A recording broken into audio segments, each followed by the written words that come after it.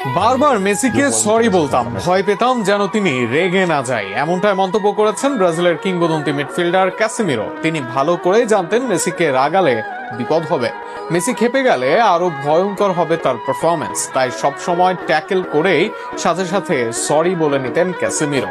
একজন মাদ্রিদ কিংবদন্তির চোখেও মেসির অনন্য ক্ষমতার বর্ণনা নিয়ে থাকছে প্রতিভা।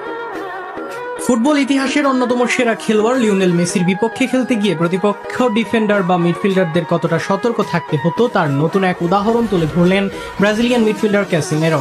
সাবেক রিয়াল মাদ্রিদ তারকা জানিয়েছেন, মাঠে মেসিকে কখনোই রাগিয়ে দিতে চাইতেন না তিনি, কারণ একবার মেসি খেপে গেলে তাকে থামানো প্রায় অসম্ভব হয়ে উঠত। সম্প্রতি এক সাক্ষাৎকারে ম্যানচেস্টার ইউনাইটেডের এই অভিজ্ঞ মিডফিল্ডার বলেন, প্রতিবার আমরা যখন একে অপরের মুখোমুখি হতাম আমি খুব বেশি কথা বলতাম না বা অতিরিক্ত চাপ দিতাম না, কারণ আমি চাইতাম না মেসি রেগে যাক। হাসতে হাসতেই ক্যাসিমেরো আরো বলেন, আমি ট্যাকল করার পর সঙ্গে সঙ্গে বলতাম সরি, কারণ তাকে থামানো অসম্ভব।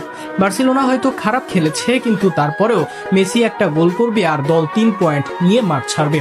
মেসির প্রতি ক্যাসিমেরোর এই স্বীকারোক্তি ফুটবল ভক্তদের মাঝেও ব্যাপক আলোচনার জন্ম দিয়েছে।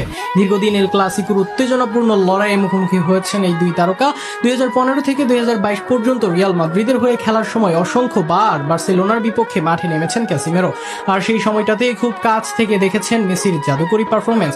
রিয়ালের জার্সিতে ক্যাসিমেরো ছিলেন দলের মাঝমাঠের অন্যতম ভরসার নাম। শক্তিশালী ট্যাকল, বল দখল এবং রক্ষণ সামলানোর দক্ষতায় নিজেকে বিশ্বের সেরা ডিফেন্সিভ মিডফিল্ডারদের একজন হিসেবে প্রতিষ্ঠিত করেছিলেন তিনি।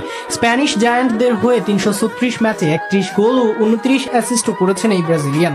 তবে এত সাফল্যের পরেও মেসির নাম আসতেই যেন ক্যাসিমেরোর কণ্ঠে ফুটে উঠেছে আলাদা এক সম্মান আর সতর্কতা।